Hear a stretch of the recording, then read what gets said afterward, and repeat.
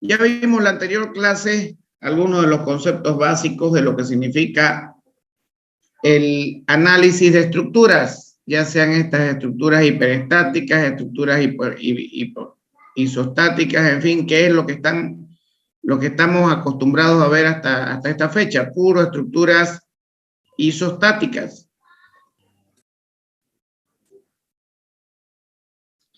Entonces, vamos a seguir con algunos conceptos básicos.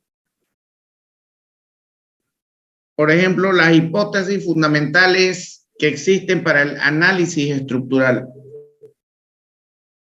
¿Cuál es el concepto de luz de cálculo? ¿Qué es una luz de cálculo? ¿Qué es un momento de inercia? Las condiciones de sustentación que tenemos en el análisis de estructuras. Dentro de las hipótesis fundamentales para un análisis estructural están que los materiales que constituyen los cuerpos isótropos, ¿qué significan isótropos? Que tenemos idénticas propiedades físico-mecánicas o de resistencia en todos los puntos de un cuerpo o en todos los puntos de un material. O sea, todos los cuerpos que constituyen un material son isótropos. Por ejemplo, el hormigón tiene las mismas propiedades físico-mecánicas y de resistencia en todos sus puntos. Un ladrillo de arcilla o cerámica, una lámina de caucho, también tiene la misma resistencia en todos sus puntos. La falta de isotropía da origen a la anisotropía. Por ejemplo, la madera. Nosotros, si queremos romper este tablón de madera, sus jaspes van en una dirección, no así en otra. Por lo tanto, no en todos los puntos de este material vamos a tener las mismas propiedades resistentes. Por ejemplo, los materiales que constituyen los cuerpos se consideran macizos, o sea, con una estructura continua y además homogéneo. Si vemos en la figura a la izquierda, el hormigón es homogéneo, es el mismo material en todos sus puntos, igual con el ladrillo, los ladrillos, ya sean cerámica o adobito, o ya sea con el caucho. No así con la madera, quiere decir sus idénticas propiedades físico-químicas en todos los puntos. En todos los materiales isotrópicos o isótropos se admiten la ley de Navier y Bernoulli.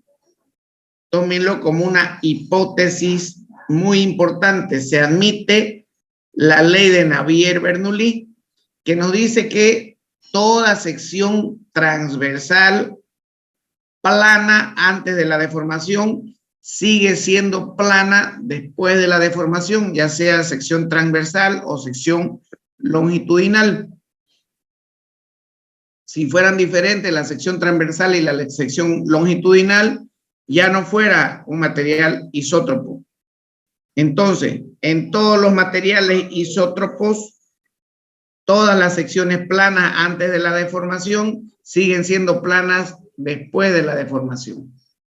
¿Qué pasa con las luces de cálculo? ¿Cuál es la definición de luces de cálculo? Se considera como luz de cálculo de las piezas la distancia entre ejes de apoyo. Si ustedes se fijan, aquí tenemos una columna, puede ser de mampostería o de ladrillo. En los extremos tenemos una vigueta. Intermedio, en el intermedio tenemos 3 puntales. También a esos puntales se les llama alzaprima. Hay algunos países que se llama alzaprima, cada uno de estos apuntalados. Entonces, de eje a eje, vamos a tener las luces de cálculo, no solamente de los apuntalados, también luz de cálculo se le llama a la distancia que hay entre eje y eje de columnas. También esa puede ser una luz de cálculo. Para toda estructura, para todo tipo de estructura, existen sus diferentes tipos de análisis. el análisis global de una estructura puede llevarse a cabo de acuerdo a las siguientes metodologías: análisis lineal, análisis no lineal, análisis lineal con redistribución limitada y análisis plástico. ¿Qué significa esto? Si estamos trabajando, por ejemplo, con hormigón armado, nosotros dentro de lo que es el trabajo con hormigón armado, vamos a tener una curva tensión de formación del hormigón y vamos a tener una curva tensión de formación del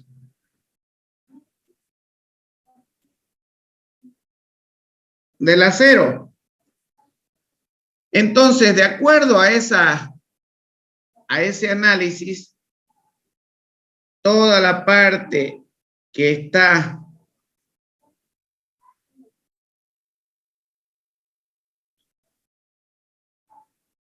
en línea recta, toda la parte que está en línea recta se le llama análisis lineal, en la cual las tensiones son compatibles a las deformaciones. Por eso forman una línea recta. Toda la parte que tiene la curvatura es el análisis no lineal. Dentro de estos dos análisis, lineal y no lineal, existen los análisis con redistribución limitada, ya sea de las tensiones o las deformaciones, y el análisis plástico es aquel en el que el elemento puede deformarse, pero no vuelve, una vez retirada las cargas, a su estado original. En función a esto, es que se trabaja bastante con la compatibilidad de deformación que hay entre el hormigón y el acero.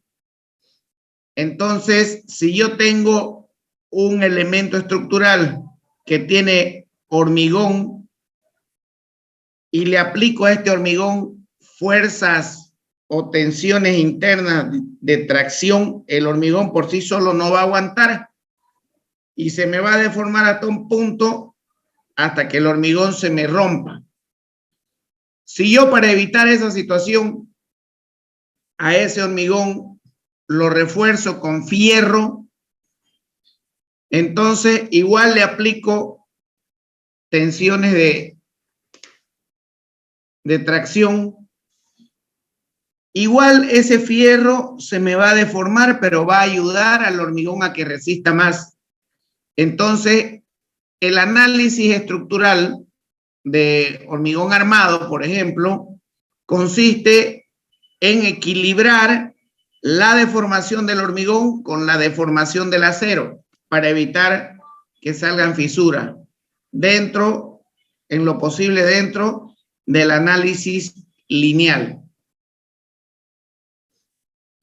Existe otro concepto muy importante que es el momento de inercia. Vamos a ver este concepto primero dividiéndolo en otros subconceptos, conceptos que ya conocemos. Primero veamos el concepto de inercia. ¿Qué es la inercia? La inercia es la propiedad de la materia o la propiedad de cualquier material de resistir cualquier cambio en su movimiento, ya sea en dirección o velocidad. Por ejemplo, aquí a la derecha ven esta escobita. Si yo sobre este eje le aplico una fuerza en cualquiera de los extremos, va a tener este movimiento rotacional. Ese movimiento rotacional. ¿No es cierto? Si yo le aplico una fuerza en cualquiera de los extremos del escobillón, va a tener este movimiento rotacional, tal y como lo vemos arriba. Entonces, ¿qué me dice la inercia? es la propiedad de la materia de resistir a cualquier movimiento, a cualquier cambio en su movimiento. Si yo le aplico una fuerza acá, esto se va a tender a girar de esta manera. Y si yo lo dejo así, entonces eso va a tender a girar, a girar, a girar, y ninguna fuerza se va a oponer a que eso gire en este mismo sentido, sino que eso va a tender a seguir girando hasta que su inercia lo permita. Lo mismo que si yo aplico una carga acá, una carga Q, eso va a tender a girar de esta manera y nada va a cambiar ese movimiento, eso va a tender a girar en ese sentido hasta que su inercia lo permita. Entonces, podemos decir o podemos concluir que la inercia es la incapacidad que tienen los cuerpos de modificar por sí mismos el estado de reposo o movimiento en que se encuentran. Lo mismo, si yo aplico una fuerza acá en este extremo o aplico una fuerza acá en este otro extremo, ese cuerpo va a tender a moverse hasta que su inercia lo permita en esa misma dirección. Esta propiedad se describe claramente en la primera ley de Newton del movimiento, que nos dice, un objeto en reposo tiende a permanecer en reposo y un objeto en movimiento tiende a continuar moviéndose en línea recta a no ser que actúe sobre ello una fuerza externa. Vuelvo a explicar el concepto que estábamos viendo hace rato. Si yo aquí aplico una carga, eso va a girar de esta manera hasta que la inercia de su cuerpo lo permita. Si yo a este cuerpo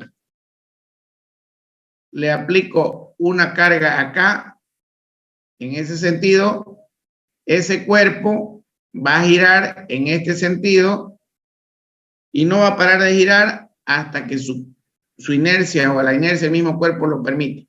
¿Estamos de acuerdo? Entonces, es la incapacidad que tiene un cuerpo de modificar por sí mismo el estado de reposo o el estado de movimiento en que se encuentra. En función a eso, vamos a calcular o vamos a ver qué significa el concepto de momento. Momento es la resultante de una fuerza por una distancia. Este efecto hace girar elementos en torno a un eje. Por ejemplo, acá, lo que les decía hace un momento atrás. Si yo aplico una carga en este sentido, eso va a tener esta fuerza por esta distancia, va a tener este movimiento de giro, ese momento. Si yo aplico una carga en la punta de la escoba aquí, voy a tener esa fuerza por esa distancia, por esta distancia. Entonces eso me va a ocasionar este momento de acá. ¿Se entiende? Entonces, momento es el resultado que hay de una fuerza por una distancia. Y la inercia es la incapacidad que tiene un cuerpo o un material de mantenerse en reposo o en movimiento sin que nada le afecte o sin que haya alguna fuerza de por medio. El momento es constante y se puede tomar en cualquier punto del plano y siempre dará el mismo resultado. El momento, si yo aplico una fuerza aquí en este extremo, el momento va a ser lo mismo acá, lo mismo acá, lo mismo acá. Este momento se va a repetir en todo este eje. Lo mismo acá, si yo aplico una fuerza aquí, aquí, aquí, lo único que va a hacer disminuir es la distancia en ese plano. Teniendo estas dos definiciones, podemos dar una definición más clara de lo que significa el momento de inercia. También se lo llama momento de segundo orden o segundo momento de área, segundo momento de inercia o momento de inercia de área. Por favor, memorizarse estos tres nombres que es pregunta de examen. ¿Cuáles son o cómo se los conoce también al momento de inercia? Ahí lo tienen. Hay algunas aplicaciones, algunos software que lo llaman segundo momento de área. Hay otros que lo llaman segundo momento de inercia y hay otro software que lo llaman momento de inercia de área. Entonces ya saben, cuando escuchen cualquiera de esos tres, ya saben que estamos hablando siempre del momento de inercia. Resumiendo, entonces, el momento de inercia, en función a los dos conceptos que vimos anteriormente, es una propiedad geométrica de la sección transversal de los elementos estructurales, que tomando en cuenta un cuerpo alrededor de un eje, el momento de inercia es la suma de los productos que se obtienen al multiplicar cada elemento de la masa por el cuadrado de la distancia al eje. En otras palabras, el momento nos indica a nosotros la resistencia que tiene un cuerpo respecto a un eje de resistencia al movimiento. ¿Estamos de acuerdo? Entonces, el momento de inercia implica la resistencia al giro o al desplazamiento rotacional que vaya a tener cualquier elemento respecto de un eje. Ustedes han visto bastante el teorema de Steiner. Y si en el teorema de Steiner yo tengo un eje de coordenadas y en el teorema de Steiner, por ejemplo, yo tengo este cuadrado y tengo este rombo en una sola figura, entonces me piden conocer el momento de inercia respecto al eje principal, respecto al eje 0, 0. Entonces, cada uno de estos cuerpos tienen su respectivo eje o su respectivo momento de inercia respecto de su centro de gravedad o respecto de un eje dado cualquiera. ¿No es cierto? Entonces, ¿qué significa el momento de inercia? Es trasladar el eje del centro de gravedad a trasladar al origen de nosotros, del eje que nosotros consigamos. Eso implica que debe haber al trasladar eso, o estamos viendo el movimiento que va a tener un cuerpo o unos cuerpos independientes respecto a un eje de coordenadas, al origen de un eje de coordenadas. Y por lo tanto, eso me va a representar la resistencia que va a tener todo este cuerpo al movimiento o al desplazamiento de su eje a este origen de acá. Generalmente viene en metros a la cuarta o centímetros a la cuarta. Estamos hablando de la inercia. Esto de acá alguien me dijo, alguna vez me preguntó, ingeniero, pero no entiendo. Si nosotros solamente tenemos en teoría, por ejemplo, centímetro es longitud, centímetros al cuadrado es área y centímetros al cubo es volumen. ¿Qué rayos representa centímetros a la cuarta? Bien, le respondo, centímetros a la cuarta nos indica directamente lo que es una inercia. Al hablar de unidades a la cuarta, estamos hablando netamente de inercia y me implica el valor de resistencia al movimiento junto con el diagrama de momento, o sea, el momento de inercia, me implica la resistencia que hay a la deformación de un cuerpo. Un cuerpo que tiene, qué sé yo, 2000 centímetros a la cuarta, 2000 centímetros a la cuarta, tiene mayor momento de inercia que un cuerpo que tiene 500 centímetros a la cuarta. ¿Qué quiero decir con este valor? Que este que tiene mayor momento de inercia me resiste mayor, su momento de inercia va a ser mayor, por lo tanto va a tener una mejor resistencia al movimiento, una mejor resistencia a deformarse, ¿no es cierto? Entonces, por eso es que cuando nosotros construimos, siempre construimos las vigas de esa manera.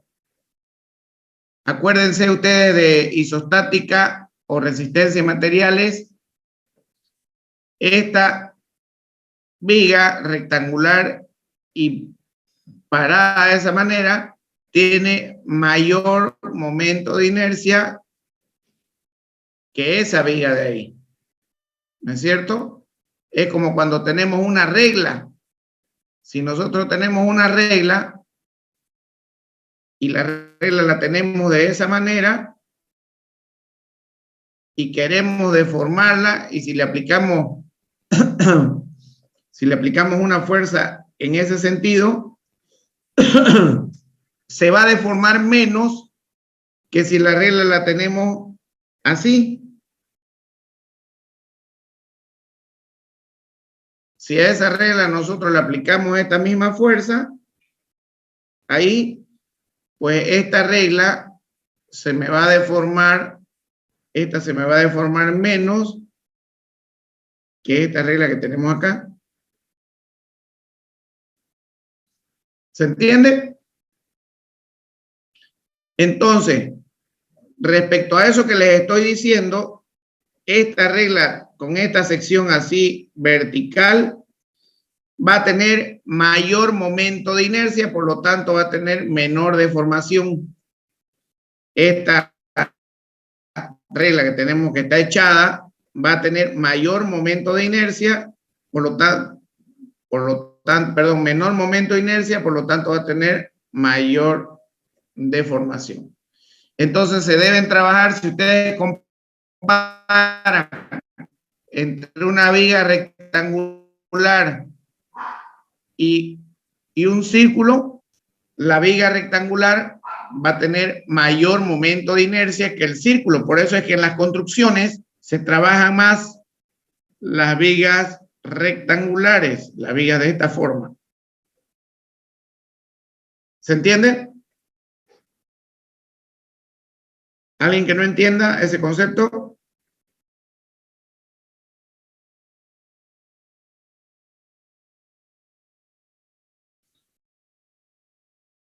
Bien.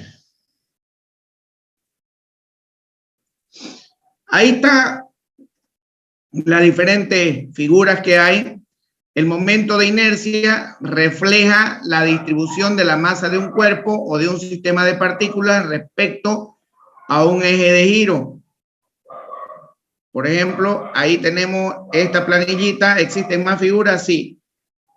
Se van a dar cuenta que en esa figura rectangular el momento de inercia en cualquiera de los ejes es mayor que el de un triángulo y que el de una circunferencia o el de un círculo. Por eso es que en las construcciones se utiliza más la figura geométrica de un rectángulo o de un cuadrado inclusive. El momento de inercia de un cuerpo depende de su forma, más bien de la distribución de su masa y de la posición del eje de rotación.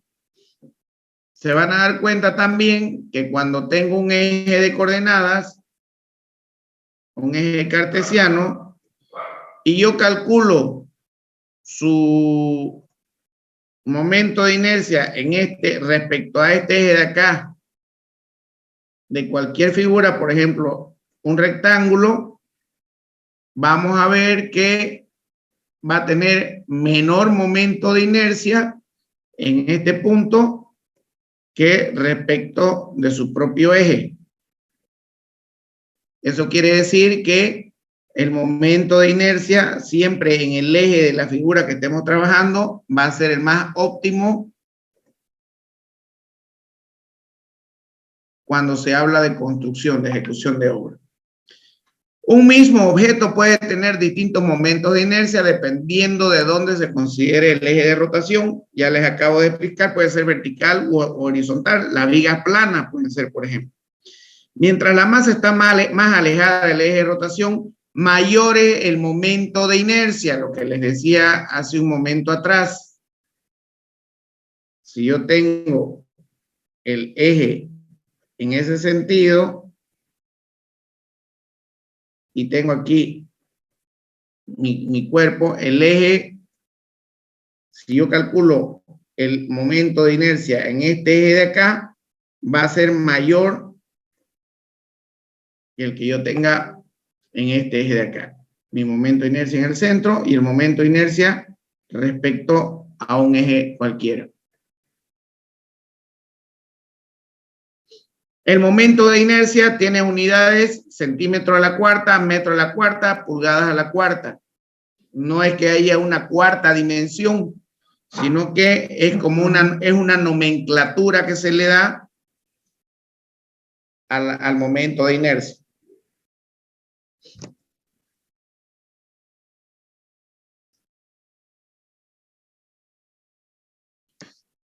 Condiciones de sustentación. Para que una estructura pueda considerarse como tal, debe estar en equilibrio bajo la acción de todas las fuerzas que actúan sobre ella, entre las que se excluyen tanto las acciones exteriores conocidas como las reacciones desconocidas en los puntos de sustentación. Quiere decir que si nosotros tenemos en este caso un pórtico isostático, las condiciones de sustentación me van a definir las reacciones que vaya a tener el elemento o el pórtico o la estructura en su conjunto. En el equilibrio de la estructura juega un papel fundamental la forma en que la estructura se encuentra sustentada o anclada en el suelo, que se efectúa habitualmente a través de uno o varios puntos de apoyo. Cada uno de estos puntos de apoyo introduce una o varias restricciones al movimiento de la estructura. Por ejemplo, el apoyo fijo me restringe un movimiento vertical y un movimiento horizontal. El apoyo móvil me restringe un apoyo vertical. Por lo tanto, en esos puntos, como hay restricción de movimiento, se generan automáticamente las reacciones que nosotros vamos a tener. Como cada apoyo define la forma en que la estructura pueda deformarse en el punto y la dirección donde está aplicada o donde está anclada, aparece una fuerza o momento desconocido en la dirección denominada fuerza o momento de reacción, o lo que comúnmente llamamos reacciones de acuerdo a las fuerzas que hayan. Estas reacciones es una fuerza que la sustentación debe hacer para que satisfaga la condición de ligadura o de empotramiento en el suelo. Estas condiciones de sustentación o anclajes en el suelo son los que ya conocemos nosotros desde isostática 1, fijo, móvil, empotrado y el apoyo elástico. El apoyo, en otras palabras, es la representación del número de reacciones necesarias en el punto donde se encuentra anclada la estructura para establecer un diagrama de cuerpo libre en la misma estructura. O sea, estamos definiendo el concepto de apoyo. Es la representación gráfica del número de reacciones en el punto donde se encuentra anclada la estructura para establecer un diagrama de cuerpo libre en esta.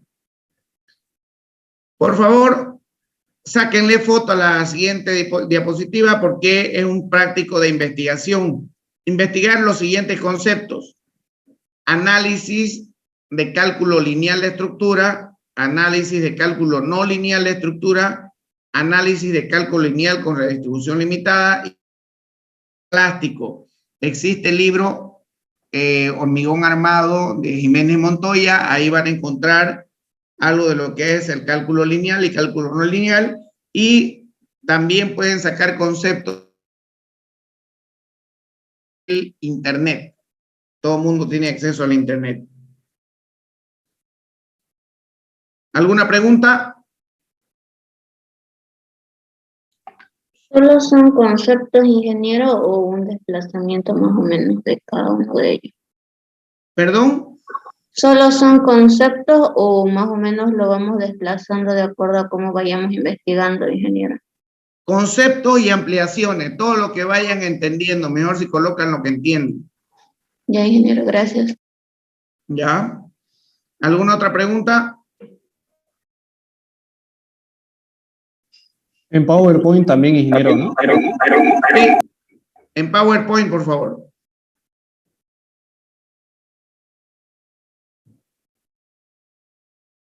Si no hay más preguntas, jóvenes, nos vemos el día miércoles. Listo, Una ingeniero. consulta con ustedes, ya vimos cuándo va a ser, no hemos visto todavía la planificación del primer parcial, segundo parcial y esas cosas, ¿no?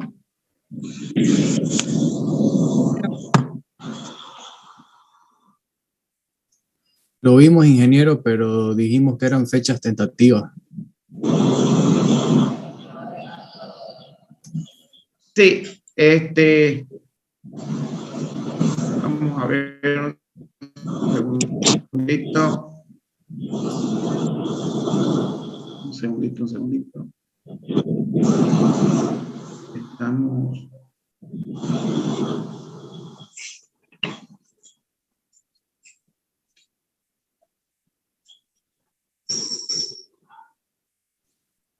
Sí, tenemos el miércoles 27 de abril el primer parcial, miércoles 25 de mayo el segundo y miércoles el 6 de junio el examen final. Mantenemos la misma fecha, por favor, hasta donde avancemos el primer parcial, ¿ya? Momentáneamente vamos a seguir ahí. Miércoles 27 de abril el primer parcial.